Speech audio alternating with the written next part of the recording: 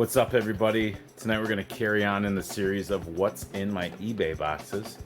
We've got a couple things on deck. This is a deviation from what I had originally planned to do tonight, and I'll explain that in a different video. I had some confusion caused over some tires that I had obtained that I thought were all the same, but they weren't. So we're going to change plans and dive into some of the boxes I've got tucked over there. I've wheeled a couple machines in to stage them, and I'll show you what we're dealing with. So here we go. So on deck we have my 1986 ATC 200S. So this is a neat machine. These are actually a little bit hard to obtain. This one came out of Connecticut from a fellow collector down there. I say collector, but smaller collector. Nice machine. What I've been able to do to it since I've got it is put correct OEM tires on the rear, and this is actually a cool thing on the front. These are Atsu XA 801s. These are puncture resistant tires. If you saw my Trike Fest video, a buddy of mine has a 250SX with these all around. These were sold as upgrades to your standard tires, and they were touted for their puncture resistance. And the story I heard was that they were a little bit pricey for an option, so not a lot of people got them, so that ends up making them a little rare to find. So I'm happy to have that. What we've got in store tonight is some decal application. As you'll notice, this one is bare over here. There's no decal there where it should be. It should say 200S on the side. And on the rear of this machine, it's got no decal extending this way and that way. I'm no detective, but when it comes to ATCs, I try to figure things out. And what I think is going on here is these two sides were replaced at some point, or the whole rear minus the trunk lid was replaced, maybe from a crack or something like that. So I have a feeling that that's why the sides and each flanking rear side has no decal. Also, with this machine, we go over here in the parts board, and I've got a nice Hondaline box. In that box are two 200S 185S front racks. So I'm going to tap into that box, put that over here on the 86 200S. Those kits come with a bracket to raise the headlight to prevent any interference and give your headlight some clearance over the payload that you might be carrying on that front rack. So, and the 180, the ATC 70 over here is going to get a new decal across the back. The old decal has pretty much run its course. We'll cover that machine when we clear up some space. But first, we're gonna deal with this 200S. So let's see what we can do. Since unpacking videos are pretty popular, I guess maybe I'll unpack this box. I was just noticing before I ripped the label with my address off it, it said delivery date of January 20th, 2020. So that means I've had this thing for about a year and a half, sitting on the shelf. Front racks, ATC 200S, 4784. That's pretty cool. Oh, and it's not just racks. Headlight guard, that's wide. That's too wide for that. What does this fit? What does that fit? TRX 200. And I know that from experience that will also fit 83, 84, 82 Big Red. Also 200M. So that's cool. Forgot that was in there. Hey, buddy. So then here's one of two racks. And you'll see it comes with the headlight bracket kit.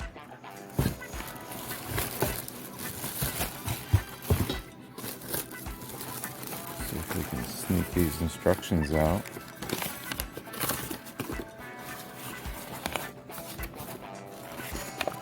From May 1982, ATC 185S, ATC 200.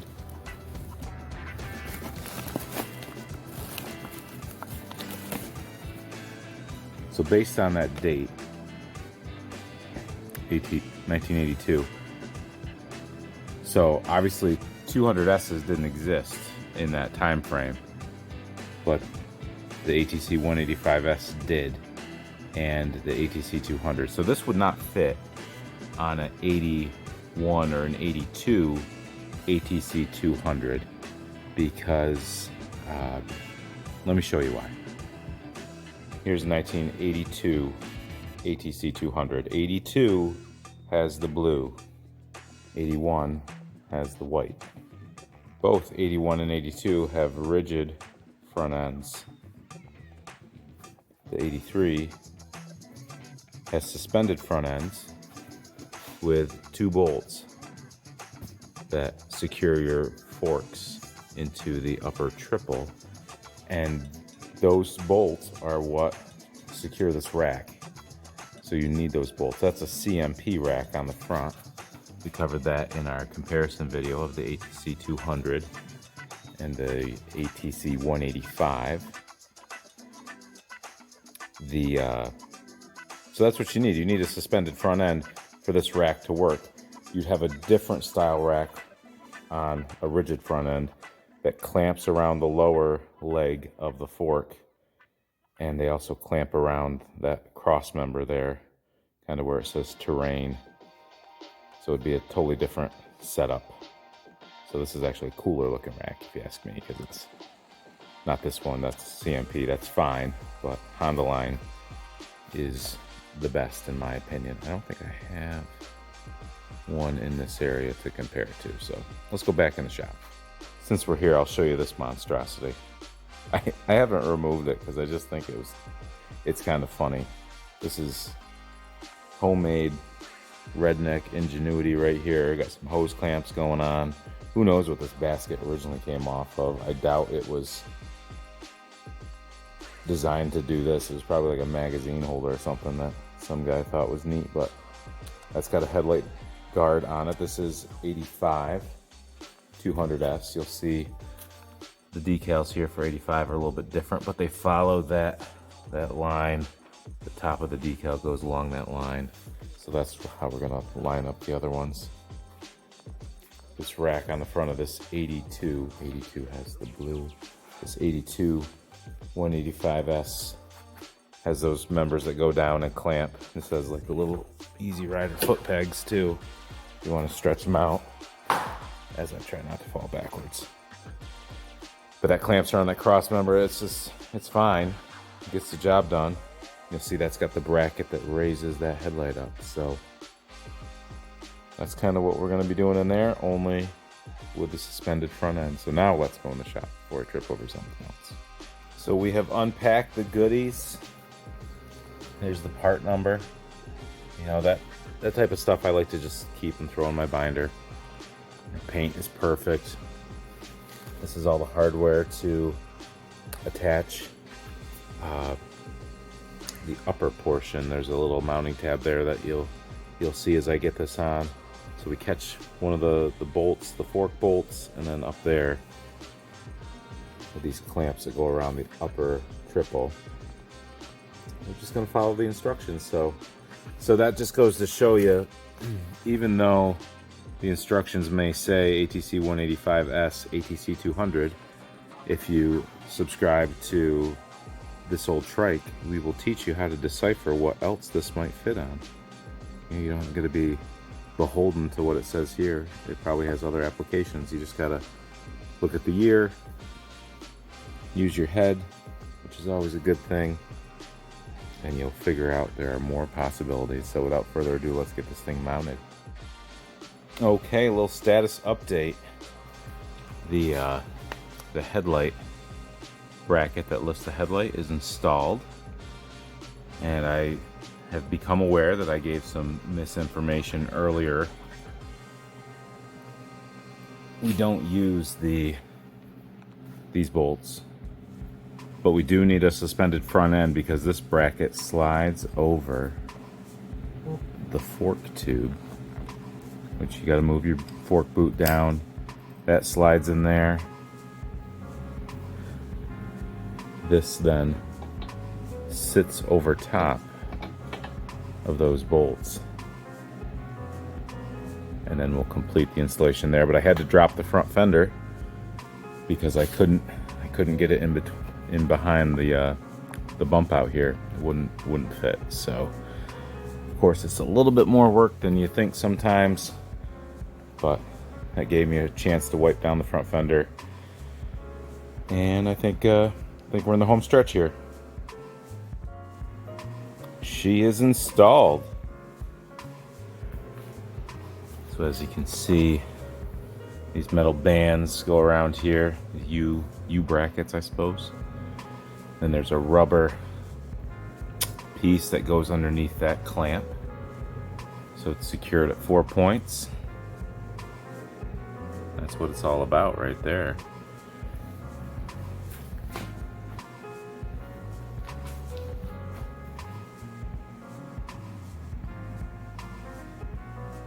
Gives it a little extra flair.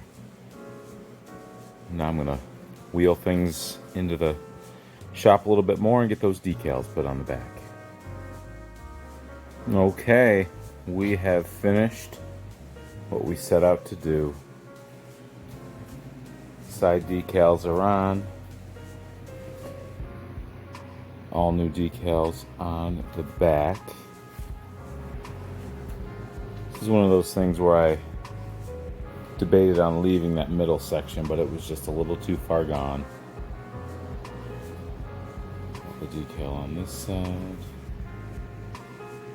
Something I noticed as I was giving this a little detail. This bolt, that shouldn't be a bolt.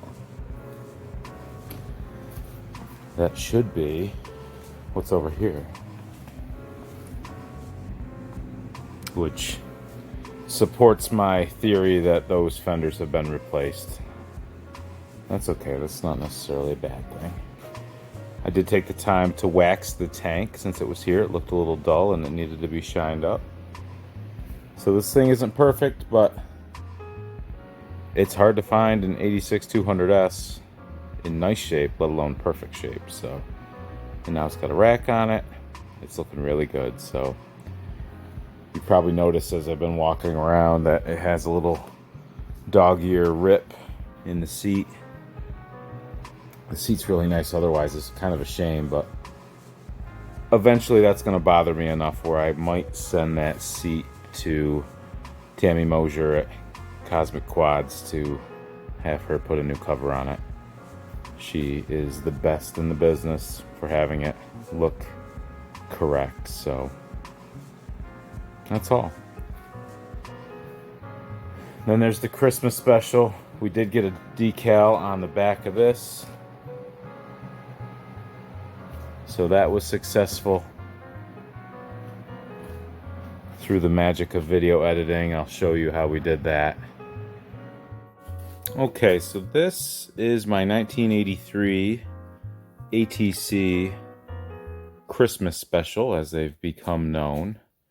We're going to talk more about that specific thing at a later date, but one of the things I ordered a long time ago was this rear decal from Bruce Allman. This one came from at Blue Line Graphics.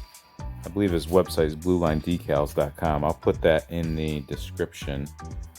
But this, as you can see, there's not much left of the original. At this point, I think the smart move is to remove that. We're going to use a heat gun to take that off, wipe that down, and then we'll get that nice new decal put on it. And this is just another in the series of long lines of things that I've bought for a machine that I knew I needed and have just never put it on. So that said, here we go. So with decals, it just takes a little heat to soften up that old adhesive, and then it'll really start to just peel and come off. I'm going to pass the camera over to my assistant. Okay. Just focus on my hands, honey, and Okay. see, they will start to grip a little bit.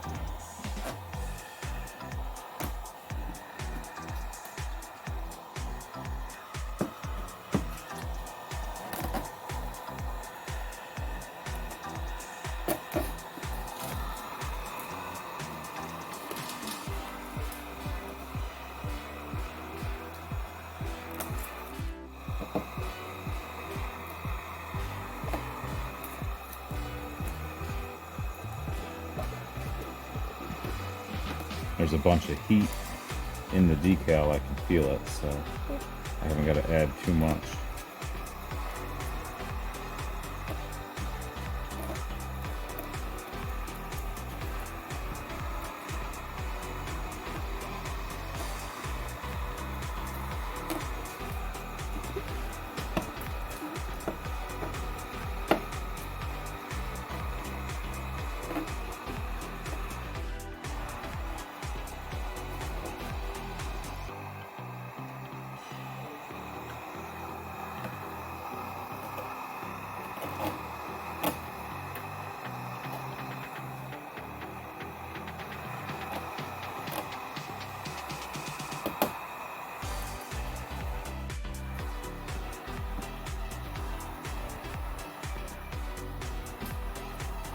Okay, old decal is off, but now we've got some of this residue.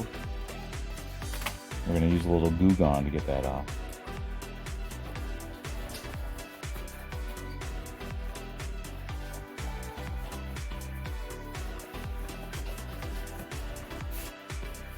We want this nice and smooth, you know why? Because so there's no bubbles. There's no bubbles, there's no bumps.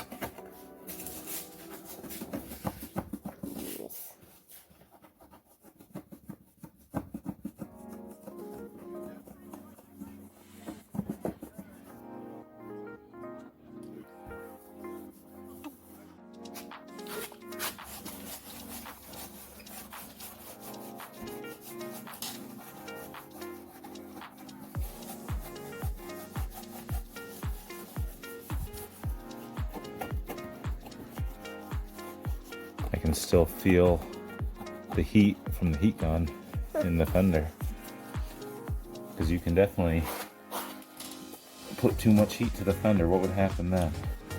Then the plastic would melt. Yeah, or deform a little bit. Yes. But you know this blue plastic is easy to find, right? Really? No. I'm like, no, it's not.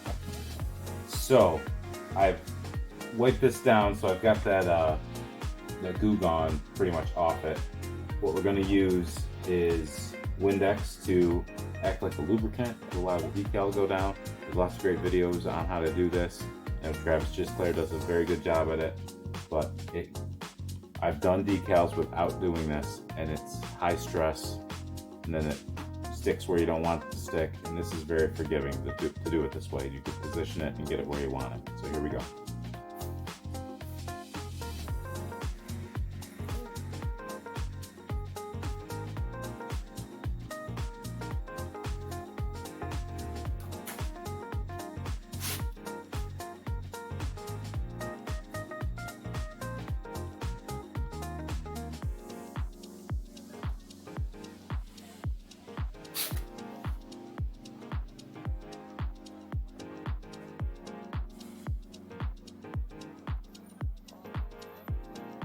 One of the main things this does is to allow you to get the bubbles out, because the bubbles can be the worst part.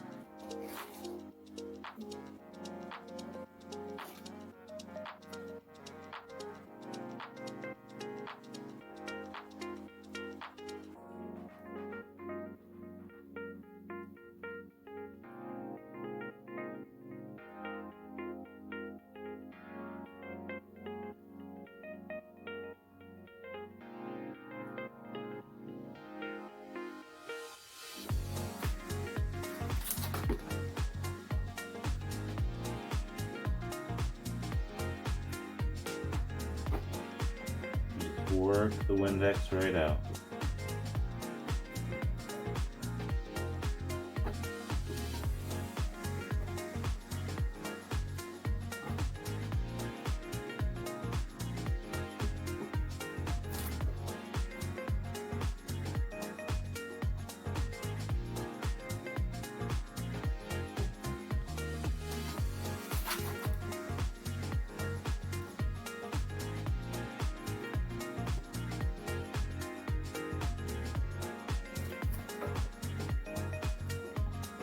Kind of see it.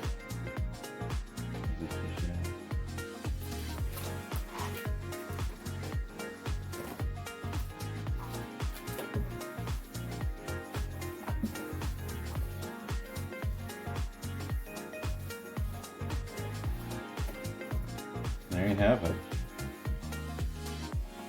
That looks better, huh? And there we have it.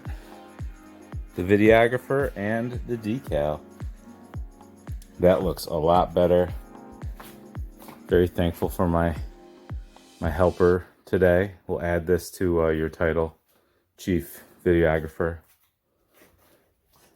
What do you know about this machine? Anything? Do you know what year it is? No. Are they common to see them in blue? No. What are they normally? Red. What's this one called? Christmas special. Red. Christmas Special. Yeah.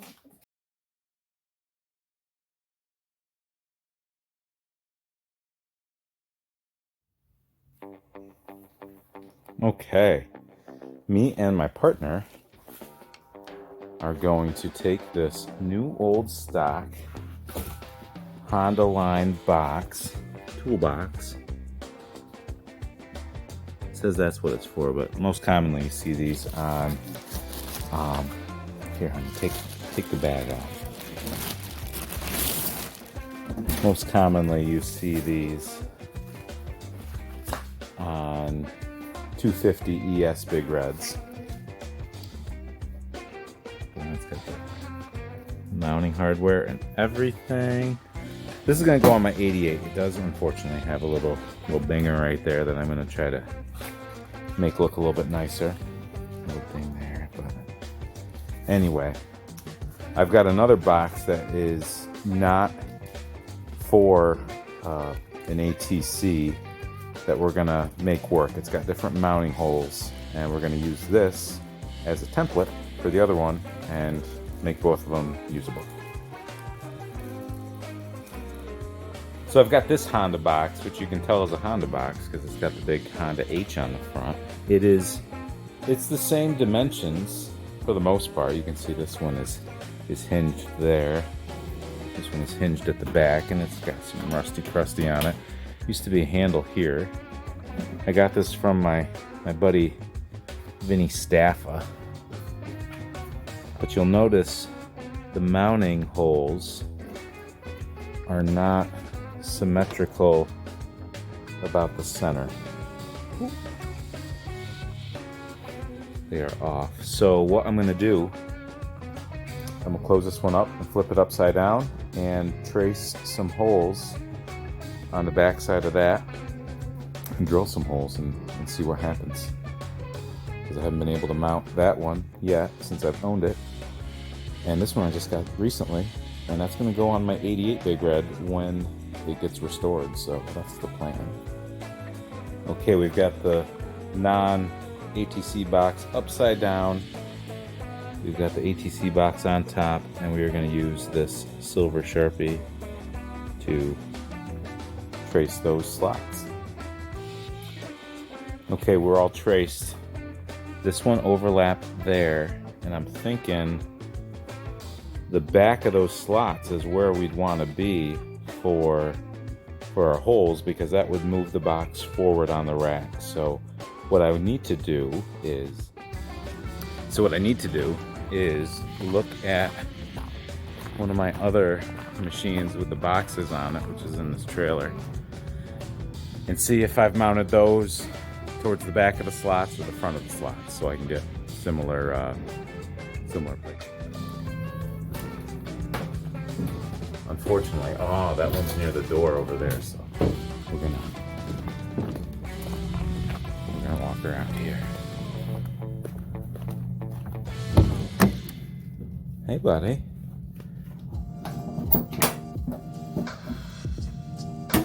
Look at that. Right towards the back. So that's what we're gonna do. Because if we were towards the front, there'd be interference with actually the back of the rack. It wouldn't interfere with your headlight. So we want to be towards the front. Or actually towards the back of the slot to push the box towards the front of the rack. Okay, we've got our holes drilled at the end of each of those. That one, we're gonna have to work with what we got. Probably use a little bit bigger of a washer on the inside because, let me show you. These are what we're working with, if I could get it to focus. Come on, girl. So I got these off McMaster-Carr. It's a rubber insulator. So these are used for motors or things that vibrate. They're very similar to what comes in this.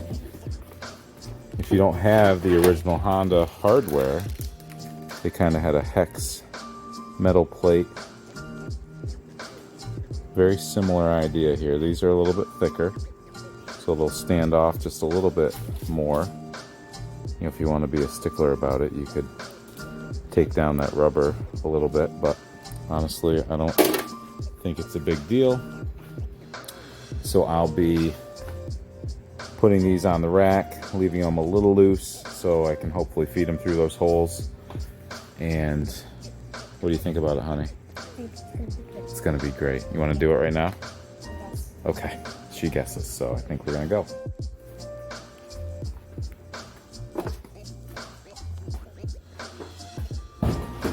Who deserves the box? Who deserves, oh, you? No, not you. Ooh, yeah, 87. 87 deserves a box. So those mount right to those 4 tabs. If you've ever wondered what those are for, this is one of the things, or a basket. Let me hand this off to my assistant. No. You got it? Okay. Get my good side. I think this is a good side. Okay. There it is. And we'll have to get a couple little washers to put on them.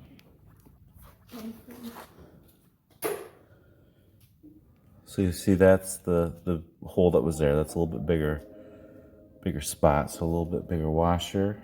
A washer for each of those. And then another box on a rack. And that's where we'll leave it. A little quick down and dirty.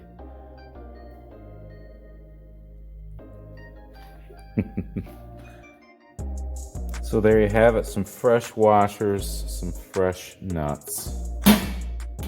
Lock this thing up like Fort Knox. And there she is. That's how you make a box not meant for an ATC fit on an ATC. It's been a productive couple of days. This all didn't happen in one day, but it was a productive couple of days that brought all this together. So thanks for joining me on this old trike. Again, I appreciate each and every one of you. Hopefully you've enjoyed the content, and if you enjoyed enough, like and subscribe, and you won't miss anything that we put out. So lots of projects going on, lots of things to prepare for, and I think we're gonna get it done. We're in good shape. Thank you so much and have a fantastic night.